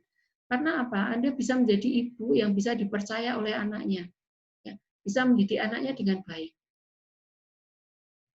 Pada masa ini anak itu belajar mengontrol dirinya dan lingkungannya. Anak tadi kan 0 sampai 1 tahun dia belajar jalan, mulai narik-narik sembarang itu juga bikin bete. Usia 1 sampai 3 tahun dia sudah lari-lari, apa-apa dibuat mainan, ya, panci buat kudungan, apapun itu jadi mainan buat anak. Dan ini bagi orang tua mungkin bete karena apa? Membuat rumah jadi berantakan. Tetapi Anda harus ingat bahwa di sini fokusnya adalah anak, bukan Anda. Rumah berantakan bisa dibersihkan, tetapi tumbuh kembang anak ini tidak akan bisa tergantikan. Ya. Sehingga di sini lingkungannya, termasuk kalau misalkan tinggal dengan mertua, mau tidak mau, ya, kalau punya anak seperti ini ya harus diberikan pengertian juga kepada suaminya, ya, bahwa memang anaknya pada masa ini harus diberikan dukungan untuk hal-hal yang seperti tadi. Ya kalau nggak bisa gimana ya Bu? Ya yang paling penting bisa Anda komunikasikan, yang penting di sini orientasinya adalah kenyamanan buat Anda yang nanti berpengaruh kepada anak. Orientasinya ke anak, bukan diri sendiri. Kalau Anda sebagai orang dewasa, kewajibanmu adalah, ya, orang yang dewasa itu dia harus bisa bertanggung jawab dengan emosinya, dengan dirinya sendiri, harus mampu mengontrol emosinya, harus bisa membahagiakan dirinya sendiri. Itu tanggung jawab orang dewasa. Tetapi anak ini belum mempunyai tanggung jawab untuk bisa membahagiakan dirinya sendiri. Tapi orang lain yang harus bertanggung jawab untuk membahagiakan dia. Orang lain itu siapa? Orang tuanya, lingkungannya. Pada fase usia 1-3 tahun, anak ini menyadari bahwa dia mempunyai kekuatan. Dia bergerak sesuai dengan kemampuannya, dia berjalan, memanjat, melompat, kemudian dia juga marah, menolak. Bahkan pada usia ini Anda mungkin melihat anak kecil itu sukanya ngeplaki, ya. Apa dia ngeplak. Ngeplak itu bukan berarti bahwa anak ini nakal, tetapi anak ini emosi bisa diletupkan dalam bentuk keplakan, tetapi di sisi lain ini juga anak ini merasa bangga bahwa dia mampu menciptakan sesuatu yang berbeda. Ketika dia memukul plok gitu, ada bunyi yang keluar. Bunyi yang keluar ini membuat anak rasanya bahagia. Di sisi lain dia emosi, melampiaskan, tetapi di sisi lain dia ada rasa bangga bahwa dia bisa menciptakan sesuatu yang baru. Sehingga tidak boleh orang tua langsung mancen nakal, tapi senangnya ngeplaki. Kalau misalkan anak lagi marah, sukanya ngeplak gimana, Bu? Kalau anak ini lagi ngeplak, ya tangkap aja pakai tangannya satunya. Ayo tos, tos, tos, tos, plek, gini. Anak kan paling suka kalau ada diajak tos gitu. Karena apa? Karena menimbulkan bunyi, suara yang berbeda. Dan ini menyebabkan anak merasa aman. Merasa aman karena apa? Karena dia mampu menciptakan sesuatu yang baru. Termasuk kalau anak belajar apa ya? Usia 0 sampai 1 tahun, usia 8 bulan itu kan anak suka nanda ciluba ya. Itu hubungannya dengan masalah psikologis itu bukan hanya sekedar masalah apa ya? Bukan sekedar masalah bermain ciluba enggak. Tetapi di sini ada belajar mengasah rasa kecewa.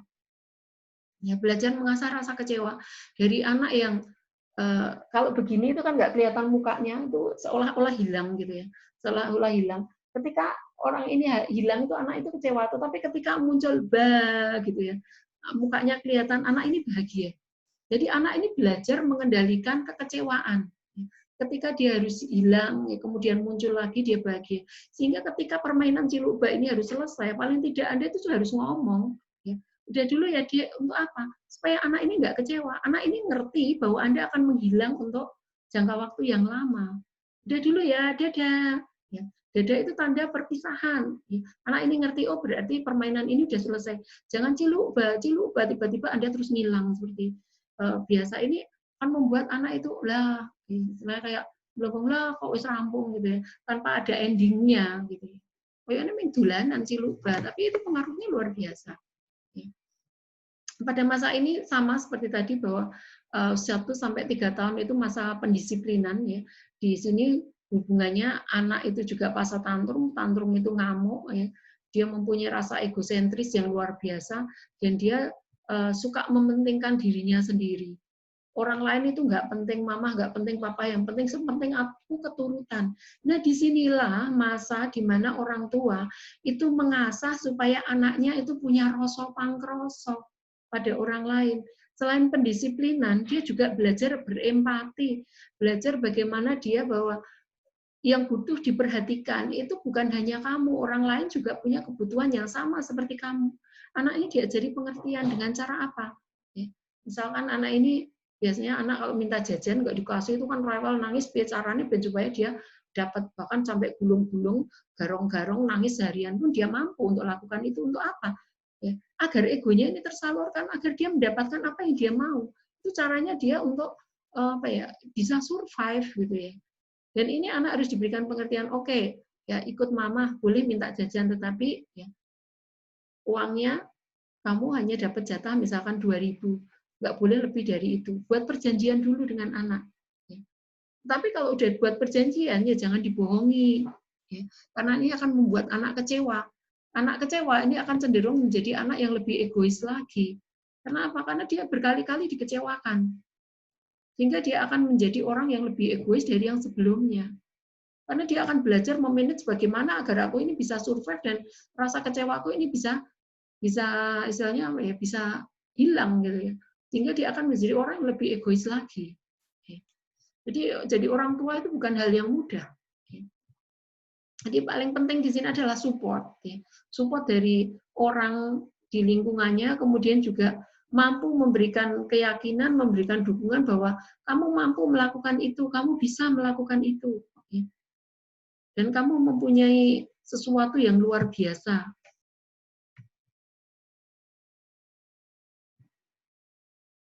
Pada usia 1 sampai 3 tahun di sini juga anak sudah mulai belajar rasa malu ya. Apabila dia mengambil tindakan terus kemudian dia menyalahi aturan, ini anak belajar tentang bagaimana benar dan salah. Ya. Jadi hal pertama yang dikenalkan kepada anak usia 1 sampai 3 tahun adalah benar salah. Oh, ini betul, kalau itu salah. Kalau dia melakukan hal yang baik, berikan dia reward ya. Oke, hebat, pinter ya. Oh, cantik ya. Berikan pelukan, berikan ciuman, itu reward. Ya. Tapi ketika anak ini melakukan kesalahan, dia diberikan juga punishment. Untuk apa? Pendisiplinan. Punishment-nya tidak harus dalam bentuk hukuman. Ya, ayo dirapikan. Nanti. Oke, ya. Oke, nanti mama ke kamar mandi, habis dari kamar mandi harus dalam kondisi udah rapi ya. Ternyata dari kamar mandi belum berantakan, ayo sesuai janjinya tadi gimana? Kalau tidak kenapa? Misalkan ya anak marah kayak gitu. Kalau tidak, besok tidak boleh main-mainan ini lagi. Ya nggak apa-apa, ya harus konsekuen bahwa besok tidak boleh main-mainan ini lagi, bukan berarti selamanya ya, tapi diskors misalkan selama beberapa hari gitu ya. Sebagai bentuk punishment. Kemudian pada usia 3-6 tahun, ya, selain tadi fase palik, di sini adalah menurut Erik Erikson adalah rasa bersalah. Ya. Inisiatif rasa bersalah. Selain tadi mengembangkan rasa orientasi seksualnya, bagi Erik Erikson ini anak belajar untuk mengandalkan diri sendiri dan memanipulasi lingkungan. Anak mulai menuntut melakukan tugas tertentu. Biasanya anak ini suka bantu orang tua usia 3-6 tahun ya. Biar ini aku bantu ya, motong-motong ya. Masak aku ikut ya. Anak ini dikasih misalkan menggoreng tahu gitu ya. Anak dikasih 1 tahu yang memang bisa dihancurkan dibentuk anak ini semaunya dia. Agar anak ini apa? Agar anak bisa memanipulasi lingkungan dalam arti dia mudah beradaptasi nanti di lingkungan yang baru. Dia mudah menerima dirinya sendiri, mudah menerima orang lain, dan mudah berada di lingkungan yang baru. Kemudian dia juga belajar melakukan pekerjaan-pekerjaan rumah tangga tadi, belajar menyapu, merapikan tempat tidur, kemudian juga belajar bagaimana dia membantu orang lain. Jadi lebih ke arah hubungan sosial. Hubungan sosial. Kemudian biasanya anak ini juga mulai belajar bagaimana dia bergaul di lingkungan rumah dia. Kemudian kemampuan berbahasa meningkat, usia 3-6 tahun itu biasanya temuek gitu ya. Anak-anak itu kayak wong tua. Cerita orang tua, cerita apa itu bisa diserap luar biasa. Anak ini seperti spon ya. Pada usia 3-6 tahun itu kayak spon. Bahkan usia 2 tahun itu udah kayak spon banget. Ya. Usia 0-1 tahun, 2 tahun balita ya. Terutama 0-1 tahun, 2 tahun ini baduta. Itu spon banget ya. Apapun yang dilihat, apapun yang dia dengar, apapun yang diajarkan ini akan diserap luar biasa. Dan kemudian akan ditiru oleh anak. Nah, ketika anak usia 3-6 tahun, dia belajar dengan teman sebayanya, ini cenderung biasanya anak itu menang-menangan. Entah nanti ngerebut mainannya temennya, atau mungkin dia juga ngerebut dia belajar bagaimana dia bersosialisasi, agar dia mampu mengembangkan egonya. Di sini anak belajar tentang rasa kecewa, rasa bersalah. Kemudian di sini ada keterbatasan, ya, ada keterbatasan bahwa dia berada di lingkungan yang terlalu tinggi.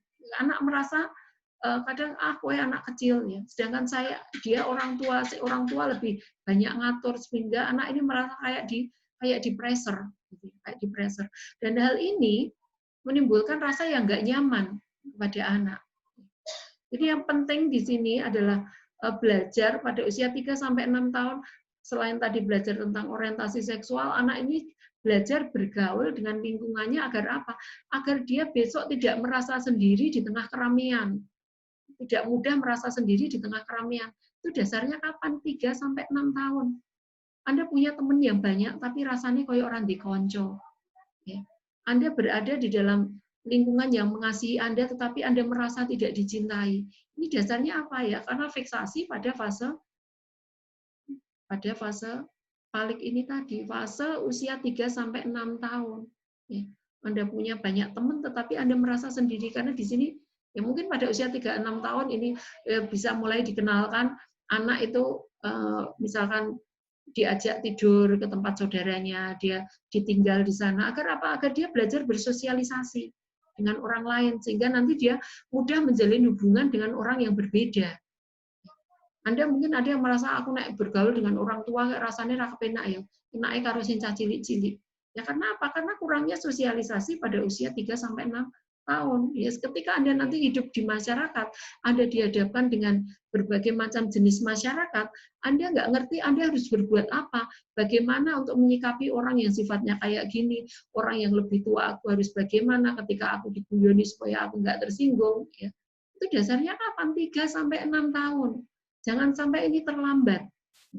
Sehingga akhirnya nanti setelah dewasa, baru kemudian ternyata, oh aku rasanya kok ini kene ora seneng, ning kono ora seneng. Jadi tidak mudah bahagia berada di tempat yang baru. Susah menyesuaikan dengan lingkungan yang baru dasarnya dari kapan? Dari usia 3-6 tahun ini. Kemudian usia 6 sampai 12 tahun. Industri lawan inferiority. Kemudian pada usia 6 sampai 12 tahun, ini yang diharapkan anak itu dapat menyelesaikan tugas dan dapat menghasilkan sesuatu. Kalau tadi 6 sampai 12 tahun ini masuk ke dalam fase laten ya. Fase laten di mana anak itu lebih mengarah mengasah kemampuan kognitifnya. Dan di sini anak SD itu dia juga belajar bermain ya. Kalau tadi dasar sosialisasinya itu ada pada usia 3 sampai 6 tahun, pada masa sekolah dia mengasah kognitifnya, ya.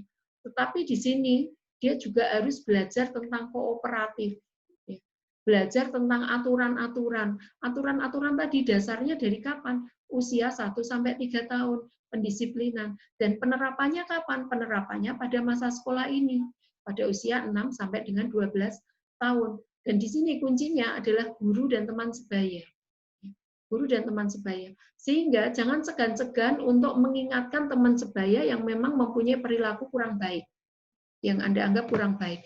Ya orang kepenak karo wong tuwa nih, Bu. Mau tidak mau, mohon maaf Ibu, tadi ya, mohon maaf ya Bu, tadi anaknya saya ingatkan karena anaknya seperti ini. Harus dikomunikasikan ke orang tua supaya orang tuanya tidak tersinggung. Tapi kalau orang tuanya tersinggung bagaimana, Bu? Kalau orang tuanya tersinggung ya, di sini ada plus minusnya. Anak di sini pada masa sekolah dia harus belajar menghadapi siapapun, entah itu anak yang dianggap nakal maupun anak yang dianggap menyenangkan. Karena nanti Anda di masyarakat, di tempat kerja, Anda akan berhadapan dengan orang yang Anda senangi maupun yang tidak Anda senangi. Anak belajar bersosialisasi, bagaimana dia menghadapi anak yang nakal itu harus dikapake. Kalau anak yang apian itu aku harus bersikap seperti apa. Jadi semuanya ditemani, tetapi untuk anak yang terlalu nakal, tentu saja hubungan kedekatan ini harus dibatasi. Tetapi minimal dia harus diajari bagaimana bersikap bijak untuk menghadapi anak yang nakal ini. Tidak juga anak ini harus selalu diajari untuk selalu mengalah. Ya, tetapi dia juga diajari bagaimana dia untuk menang. Ya. Kemudian apabila ada sesuatu yang kira-kira bersikap sangat merugikan atau melukai, ini paling tidak bisa disosialisasikan atau bisa diberitahukan kepada gurunya. Identifikasi di sini bukan lagi orang tua, ya. Tapi di sini adalah gurunya. Gurunya itu kayak dewa. Mungkin Anda ingat waktu masih SD, ya apapun yang dikatakan gurunya itu benar. Terus yang dikatakan orang tua itu salah. Orientasi anak sudah bukan lagi senternya ke orang tua, tetapi senternya ke guru. Standarnya adalah guru. Kemudian sehingga kalau misalkan terjadi kasus bullying guru terhadap anak, ini bisa menimbulkan rasa traumatis. Ya. Misalkan dijuluki atau diparapi oleh gurunya dengan parapan tertentu, dengan panggilan tertentu, itu bisa melukai pribadi anak. Sebagai orang tua bagaimana? Komunikasikan, mohon maaf Bapak, ya. Mohon maaf anak saya jangan dijuluki seperti itu. Masuk juga karena anak saya terganggu. Tapi ada baik kalau anak ini sudah mempunyai sikap mental yang bagus, pendisiplinan yang bagus, terus kemampuan bersosialisasi yang bagus, biasanya anak nggak masalah dijuluki apapun. Mungkin dia pertama kecewa, tapi kemudian seiring berjalannya waktu dia mampu beradaptasi. Tapi kalau dasar dari balitanya tadi sudah buruk, kemampuan sosialisasi usia 3-6 tahunnya dia buruk, ya kemudian ditambah pendisiplinannya juga buruk, ya udah berantakan. Yang terjadi, anak ini juga harus selalu sedikit dilindungi, karena dia tidak mampu memikul beban yang berat. Tidak mampu memikul beban yang berat. Termasuk juga nanti pada masa kedepannya. Terus caranya gimana, Bu? Sebetulnya SD 6-12 tahun ini masih belum begitu terlambat. Untuk apa? Untuk mencoba merubah mindset, bahwa sebetulnya para pantut julukan itu tidak sesuai dengan apa yang mereka katakan. Sehingga Anda harus berperilaku berubah supaya tidak mendapatkan parapan seperti itu. Mengubah mindset, mengubah perilaku. Dan itu nggak mudah. Nggak mudah karena sudah terlanjur melekat. Tapi harus dipelajari karena manusia harus selalu belajar, dan belajar. Kemudian usia 12-18 tahun, ya usia remaja masuk nanti 18 tahun ke atas sudah dewasa. Ini adalah masa identifikasi sama difusi peran, ya lawan difusi peran. Di sini terjadi perubahan fisik, kemudian psikologis, perubahan biologis, di mana dia harus berlaku seperti orang dewasa walaupun dia sebetulnya belum dewasa. Tetapi dia harus mampu melakukan peran sebagai seorang dewasa. Dan ini juga masa sulit bagi masa remaja, karena dia pemikirannya harus dewasa, dari tutur katanya dia juga harus bijaksana, dia juga harus belajar sopan, dia juga harus belajar mengerti orang lain. Intinya belajar bagaimana dia menjadi orang tua yang baik, belajar menjadi seorang dewasa yang baik, yang bertanggung jawab. Nah, di sini dibutuhkan peranan orang tua. Peranan orang tua dan juga teman-teman sebaya pada usia 12-18 tahun ini biasanya yang paling berperan banget itu teman sebaya. Kalau tadi senternya pertama balita itu orang tua, kemudian pada masa SD itu guru, kemudian pada masa remaja di sini senternya lebih ke arah teman. Apa-apa nek temennya melu, aku melu. Nek temanku nggak ikut, aku nggak jadi. Jadi kalau saya anggap itu seperti lem psikologis gitu ya, lem psikologis. Jadi kalau kita lihat tangan ini gadok, terus kemudian ketika tangan ini dilepas ya, itu ada lem-lem kayak karetnya, dan makin lama lem karet ini harus putus ya. Jadi hubungan psikologis dengan orang tua itu harus putus. Agar apa? Agar anak ini menjadi pribadi yang berbeda, pribadi yang mandiri. Tetapi ketika orang tua, anak ini sudah belajar lepas dengan cara apa tadi? Pemberontakan pada masa remaja, pemberontakan pada masa anak-anak, pada masa balita, pada masa toilet training, fase palik dia. Dengan cara-cara itu diberontak itu untuk apa? Gunanya untuk melepas lem psikologis. Tapi ketika lem psikologis ini mau dilepas anak ke arah kanan gitu, tapi orang tua ngikuti ke kanan, lem psikologis ini nggak akan lepas. Sehingga yang terjadi adalah rasa amarah dan kebencian anak terhadap orang tua. Sehingga yang terjadi adalah amarah. Opo-opo dilek ke wong tua ngamuk, opo-opo dilek ke wong tua ngamuk. Ini karena apa? Karena orang tua ini tidak bisa memandirikan anak dalam arti apa? Percaya kepada anak bahwa anak mampu melakukan sesuai dengan yang dia lakukan. Ya. Jadi ini dibutuhkan pengertian juga dari pihak orang tua bahwa anak ini harus menjadi pribadi yang berbeda dengan orang tuanya. Dia harus bertanggung jawab dengan dirinya sendiri, bukan lagi bertanggung jawab dengan orang tuanya. Kemudian pada masa remaja di sini juga membentuk identitas diri yang positif. Ya. Dia belajar bagaimana aku mempunyai idola, dia membentuk seperti idolanya, itu adalah identifikasi diri yang positif. Tapi biasanya orang tua banyak ikut campur. Nek ngono ki ora apik, nek ngene ki apik. Orang tua di sini hanya mengarahkan saja, tetapi keputusan itu berada pada anak. Bertanggung jawab termasuk resikonya ya tanggungan, belajar menanggung resiko. Belajar dia menjadi orang dewasa yang sepenuhnya. Ya walaupun dia belum dewasa. Tapi ini juga sulit bagi orang tua. Orang tua sudah terlanjur bahwa anak itu selamanya anak, apa-apa diatur, bahkan sampai gede tua pun yang namanya anak, bahkan sudah punya putu, anak ini jadi atur-atur terus sama orang tuanya. Ya. Ini menyebabkan gangguan pada psikologis pada anak. Karena apa? Karena lem psikologis dari orang tua ini nggak lepas. Sehingga anak ini akhirnya apa? Kehilangan percaya diri. Anak nggak percaya diri, anak jadi penakut, anak jadi pencemas, anak jadi tidak mampu berbuat apa-apa, anak mudah bingung nek ora minta pendapat orang tuanya. Orang tuanya ini nggak mampu melepaskan psikologis. Kalau udah terlanjur bagaimana Bu? Ini sudah terlanjur dewasa kayak gini. Ya belajar untuk memandirikan anak. Ya. Belajar percaya bahwa anak ini mampu melakukan sesuai dengan apa yang dia inginkan, sesuai dengan apa yang dia mau. Ya. Sehingga akhirnya apa? Anak ini mampu mengatasi konflik. Nah, ini yang paling penting. Pada masa remaja di sini, yang paling penting adalah belajar bagaimana dia mengatasi konflik. Konflik, entah itu konflik batin, entah itu konflik sosial, entah itu konflik dengan orang tuanya. Belajarlah menjadi dewasa. Belajar menjadi dewasa. Belajar menjadi dewasa apa?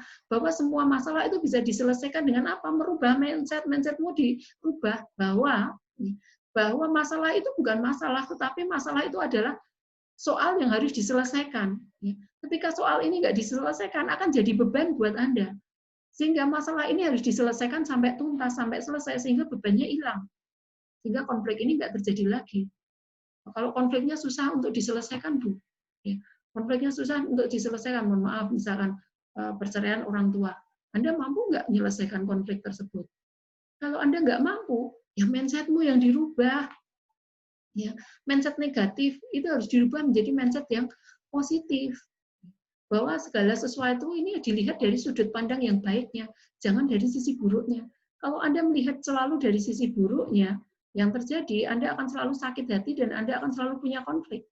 Tetapi kalau Anda selalu melihat dari sisi baiknya, Anda akan mudah merasa tenang dan mudah menghadapi hidup ini. Sampai sini ada yang ingin didiskusikan? Walaupun saya tadi banyak melihat ada yang pasang foto, banyak juga yang hanya nama-namanya aja. Sampai sini ada yang ingin didiskusikan?